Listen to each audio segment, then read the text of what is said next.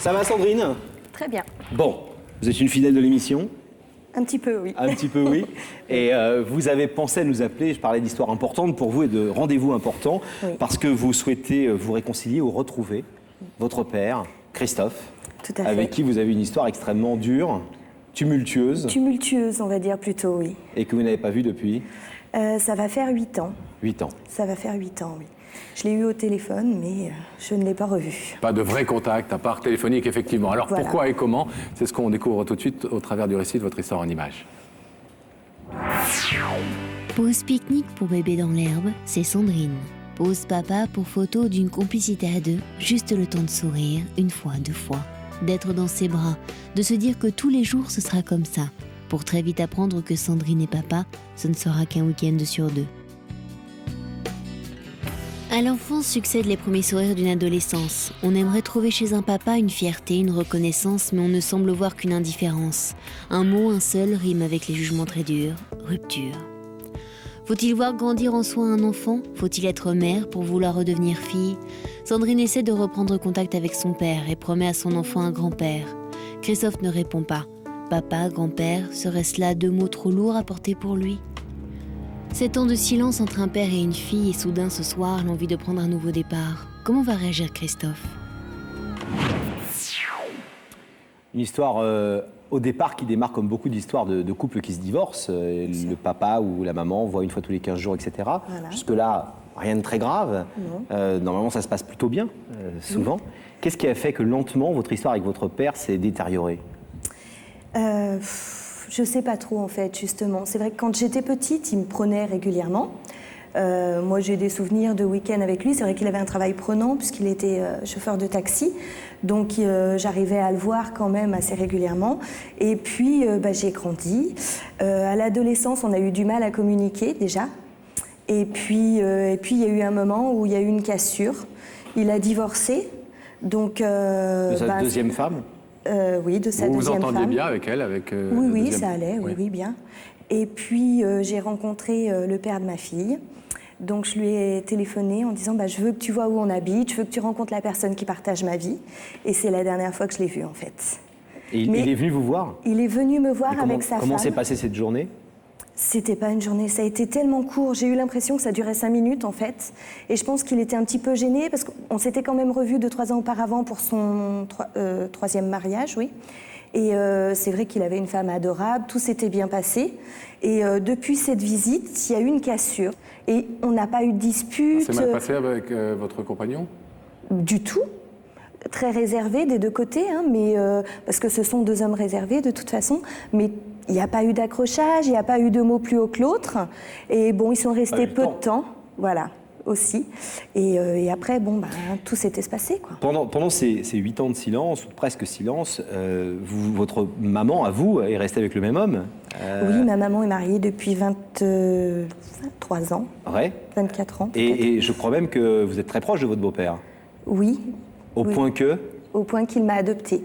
Qu'il Par vous a adopté. adoption simple, en fait. c'est au moment de votre majorité, c'est ça? Voilà, parce qu'il fallait l'autorisation de mon vrai père, et comme il ne nous la donnait pas, on a attendu ma majorité. Et vous n'avez pas le sentiment que c'est peut-être ça qui l'a blessé profondément, plus que vous l'imaginez, et qui Je a pense pas. pu expliquer sa réaction?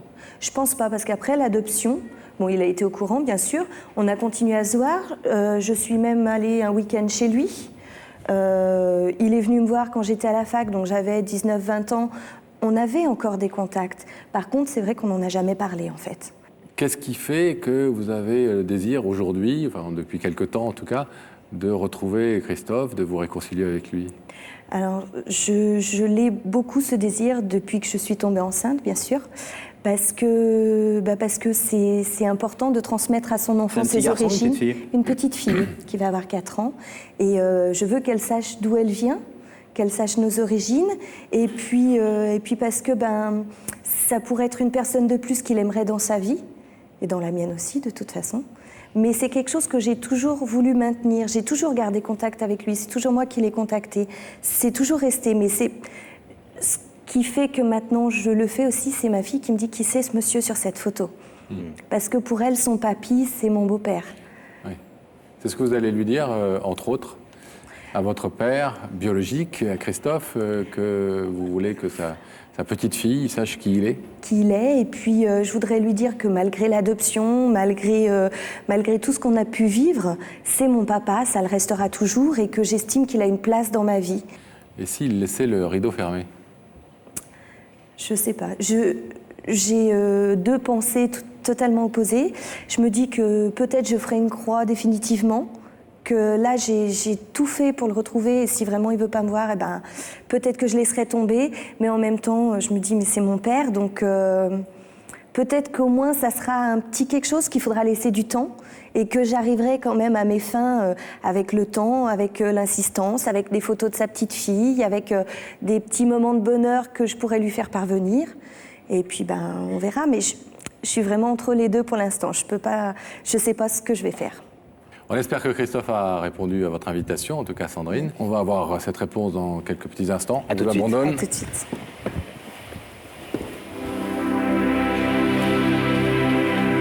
On passe de l'autre côté de ce rideau qui se referme. Et on essaye d'entrer en contact grâce aux caméras de Gabriel Coteau et à ses équipes avec Daphné. Daphné. Oui, donc je suis en compagnie de Christophe. Bonsoir Christophe. Bonsoir. Merci d'avoir accepté notre invitation avant tout. Je vous en prie. Donc vous venez d'une ville qui se trouve près de Lyon, c'est ça? Oui, 25 km. Qui s'appelle Satolas. Satolas. Et vous êtes fonctionnaire dans une mairie, c'est ça? Voilà. Et est-ce que Christophe, Daphné, a une idée de la personne qui peut l'inviter ce soir dans Il y a que la vérité qui compte? Il a plusieurs idées. Des suppositions. Tout à fait, mais bon.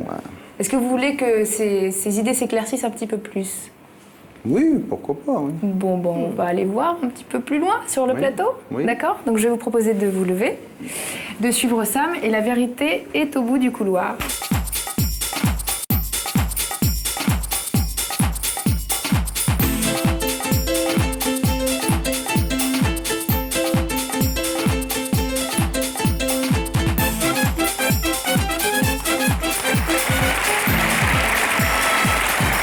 Bonsoir Christophe, bienvenue. Bonsoir Florent. Bonsoir. Donc merci d'être venu jusqu'à nous. Vous savez que quelqu'un nous a demandé de vous inviter ici. Oui. Vous connaissez le principe de l'émission. Tout à fait, je regarde. Ça vous est arrivé de la regarder, oui? Oui, c'est souvent. Sans vous imaginer forcément assis ici, ou ça vous est arrivé aussi? Non, ça, aucunement. Alors vous disiez que vous aviez des idées. Oui, Hommes, femmes. plutôt femme. Plutôt femme. Alors, vous savez qu'il y a les célébrissimes indices de Il y a que la vérité qui compte. Oui. Ces questions posées par des personnes à qui on a raconté votre histoire et qui nous permettent, au travers des réponses que vous donnez, de vous connaître un petit peu mieux. Oui. Est-ce qu'on en regarde une ensemble? Oui, bien sûr. Ça se passe là-haut, Christophe. Christophe, crois-tu que le temps a du talent et qu'il rend tolérant? Alors, est-ce qu'en clair, il faut laisser le temps au temps et que parfois ça aide bien parce que ça permet d'aborder les choses de manière plus sereine? Peut-être, oui, peut-être. Vous êtes le genre à laisser du temps aux choses ou vous êtes du genre à aller vite, à précipiter, à mettre en place les choses vite fait? Non. Non. Non, je laisserais plutôt passer le temps. Vous laissez venir. Avec de la réflexion, oui. Ouais. Et est-ce que vous prenez beaucoup d'initiatives ou Ah oui, vous aimez bien qu'on vienne aussi vous chercher? Je prends mes initiatives, oui, en général. Oui. Oui. Alors ce soir, quelqu'un a pris l'initiative, Christophe. Oui, c'est ce que je... Puisque vois. quelqu'un a décidé de nous demander de vous faire venir, vous Oui. avez accepté ce principe. Cette personne, vous le savez, vous pouvez en découvrir le visage dans quelques secondes. Oui. Il suffit pour ça de me dire que vous êtes d'accord Oui. et de regarder ces écrans. Bon, vous êtes d'accord? Oui, bien On peut sûr. y aller. Alors, dans ces écrans, eh bien, va apparaître le visage de la personne qui a voulu vous parler ce soir. D'accord. D'accord. C'était ma première pensée. Bonsoir. Bonsoir. Ça Votre va? première pensée et votre première fille. Oui, tout à fait. Est-ce que vous voulez savoir ce qu'elle vient vous dire ce soir? Bah oui, bien sûr. Oui? Oui. Alors, c'est à vous. Ben, bonsoir. va. J'espère que ça va. Ça a l'air. Oui, ça va. Je t'ai fait venir parce que on s'est un peu perdu de vue. Le temps a fait qu'on a pris des chemins plutôt différents. J'ai essayé de te contacter, je ne sais même pas si tu as eu mes lettres. Est-ce que tu as reçu le faire-part de naissance de ta petite fille? Oui. Et après, j'ai continué à t'envoyer des courriers. Je ne sais même pas si tu as reçu. Peut-être un, mais je vois. Enfin, bon. Et puis, un jour, la dernière lettre que j'ai envoyée m'est revenue, n'habite plus à l'adresse indiquée. Et bon, voilà, j'ai essayé de te chercher. Et je ne t'ai pas retrouvée, donc c'est pour ça que j'ai fait appel à l'émission. Je voudrais te dire que tu es mon papa et que tu le resteras toujours. Ouais. Que ça me fait quelque chose que tu n'aies pas de place dans ma vie. Que j'aimerais que tu en aies une. Et que j'aimerais aussi que tu connaisses ta petite fille, qui s'appelle Maureen. Et quand on regarde l'album photo, elle me dit toujours « Mais maman, c'est qui le monsieur qui te tient sur tes genoux ?» Et je ne sais pas toujours quoi lui répondre, je reconnais. Et j'aimerais qu'elle sache qui tu es, d'où on vient. Et surtout, je voulais te dire que tu es mon père, tu le resteras. Et si toi tu le veux bien, tu as ta place dans notre vie. Et j'y tiens énormément, vraiment. Oui, d'accord. Entre parenthèses, donc on n'est pas très loin l'un de l'autre, hein, il n'y a que 70 km qui nous séparent. La place dans ta vie, elle y est. La maison t'a toujours été grande ouverte. Bien sûr. Je pense que si c'est toi qui n'es pas revenu, enfin moi personnellement je t'ai rien interdit ni de venir à la maison ni quoi que ce soit. Hein. Tout à fait. Mais donc bon, après mon dernier mariage, je pense que bon, il y a eu un petit, peut-être de ta part, un petit déclic de quelque chose, je sais pas. Hein, moi, tu savais bien que j'avais pas de véhicule, que c'était difficile pour moi de me déplacer aussi. Oui, et puis tu avais quand même le téléphone. Enfin, j'ai toujours le même numéro, donc il n'a pas changé. Oui, mais je peux en dire autant de toi, en fait. Je pense qu'on s'est mutuellement éloignés. Et moi, il y a quelque chose, c'est vrai que par rapport à la naissance de Maureen, je t'ai appelé le jour où elle est née, tu n'as pas donné suite non plus, alors que je t'ai envoyé le faire-part avec mes coordonnées aussi. Je pense qu'on a tous les deux un petit peu laissé couler. Et moi, j'aimerais beaucoup qu'on tire un trait sur tout ça. Et qu'on puisse arriver à faire des efforts l'un et l'autre. Moi, je suis prête à en faire pour arriver à avoir un lien avec toi. Oui, mais je pense qu'il n'y a pas beaucoup d'efforts à faire. Hein. Il suffit de caler les choses.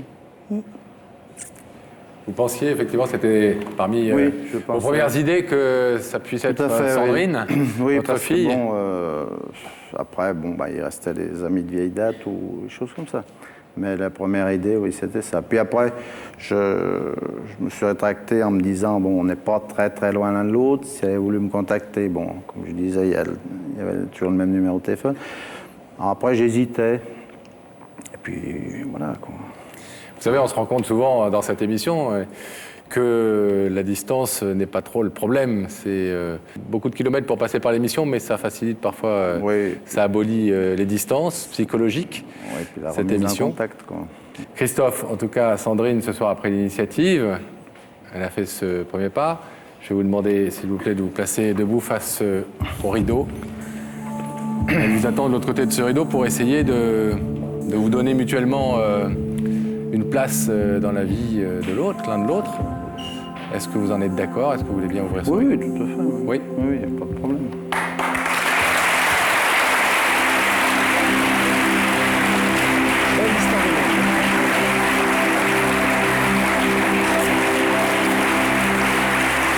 Bon. Ben voilà. Ça, il pourra connaître sa petite fille et elle connaîtra son grand-père. Et maintenant, c'est à vous de ne plus laisser les liens se distendre. Tout à fait.